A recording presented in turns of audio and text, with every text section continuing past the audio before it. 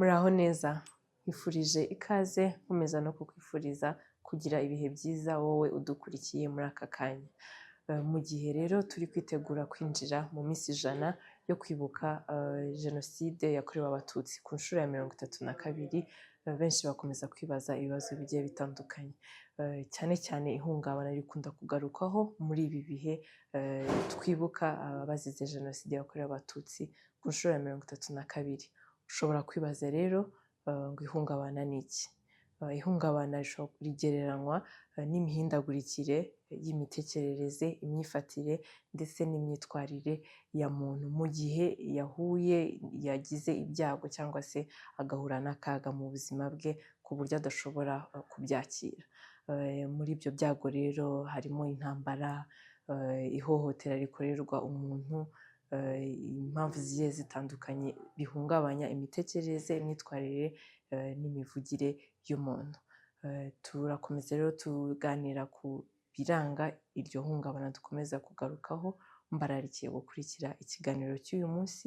Ni ikiganiro Baho Neza Twite ku Buzima bwo mu Mutwe, tugezwaho n'umuryango Avega Gahozo ku bufatanye na Minisiteri y'Ubuzima ibinyujije mu kigo cy'ubuzima RBC ndetse no ku bufatanye bw'Imbuto Foundation. Muhaye ikaze.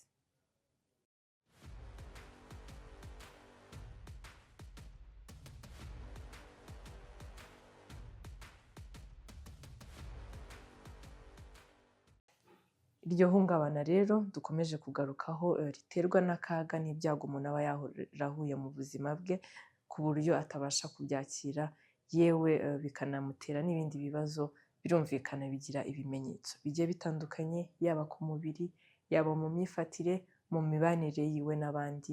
Birumvikana ko bigira ibimenyetso bigiye bitandukanye. Bimwe muri ibyo bimenyetso rero ni ibi bikurikira: harimo kubura ibitotsi, harimo gushikagurika, kugira ubwoba bukabije, harimo kongera kubona amashusho cyangwa kumva amajwi y'ibihe yahuriyemo n'icyamuhungabanyije, harimo nka Jenoside yakorewe Abatutsi, harimo akaga gakomeye nk'impanuka n'ibindi. Bikagaruka akajya abibona nk'aho birimo biraba. Rimwe na rimwe ashobora no gutabaza akavuza induru abibona nk'aho birimo biraba imbonankubone cyangwa ari kubyumva nk'aho biri kuba ako kanya. Harimo kugira ikibazo cyo kwigunga agashaka kuba ari wenyine. Harimo ikibazo nanone cyo kuba ashobora gusinzira cyane bitari bisanzwe, akagira ibitotsi byinshi.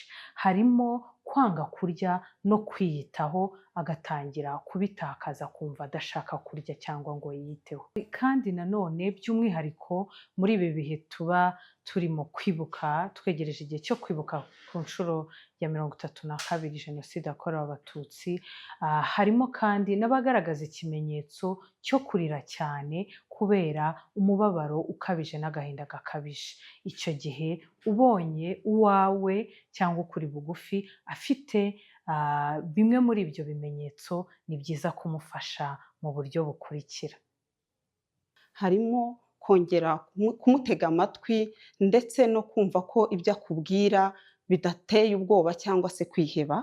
Harimo kumugaragariza icyizere, kumwitaho no kumuba hafi bya buri kanya. Harimo kandi kumuha umwanya akaruhuka bihagije, ndetse ugashobora no kuba wamujyana mu mikino imwe n'imwe ituma adakomeza gutekereza bya bindi yahozemo.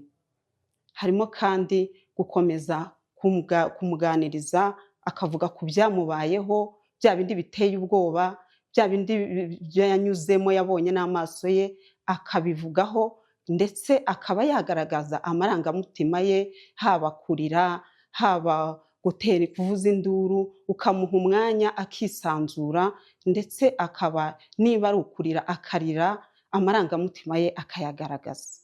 Kandi abagize umuryango bakwiye kumenya aho bagarukira mu gufasha uyu muntu.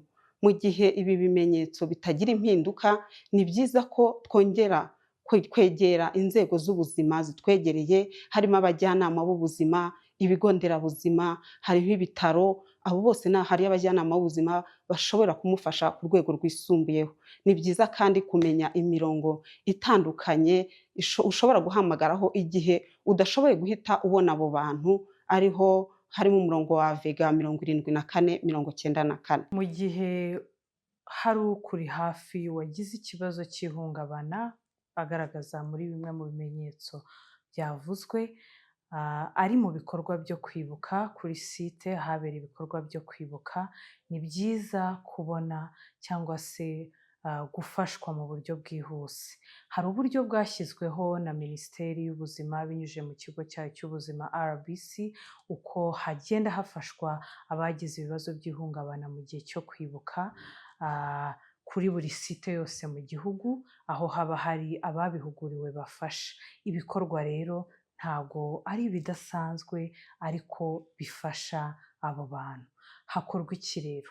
Uwagize ikibazo cy'ihungabana ari mu bikorwa byo kwibuka, hari abantu benshi iyo agize ikibazo bikagaragara ko yagaragaje bya bimenyetso, ajyanwa ahiherereye hatuje, hatekanye, hatari ibyamwangiza cyangwa byamukomeretsa, kugira ngo abashe kongera kumererwa neza.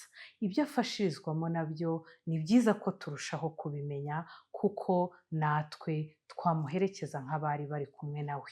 Ibyo afashwa rero ni uko ashyirwa ahantu hatuje, hitaruye ahaberaga ibikorwa byo kwibuka, hitaruyemo gake, hanyuma agashyirwa ahashobora kumufasha, akaba hagomba no kuba hari iby'ibanze nkenerwa bimufasha kugira ngo amererwe neza.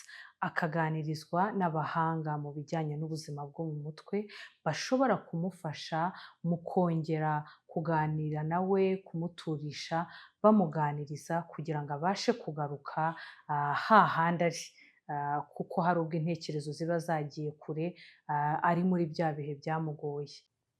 Ushobora nawe kumva muri ibi bihe turimo byo kwibuka cyangwa tunitegura byo kwibuka ku nshuro ya 32 Jenoside yakorewe Abatutsi, yewe nawe ku giti cyawe ushobora kumva hari impinduka zigenda zikubaho ku bimenyetso twaganiriyeho haruguru. Ushobora kumva hari kimwe cyangwa birenze bibiri mu bimenyetso, mu mpinduka ugenda wumva mu myifatire yawe, mu mitekerereze yawe, n'uko wiyumva mu buzima bwawe busanzwe, bitandukanye n'uko wari usanzwe wiyumva.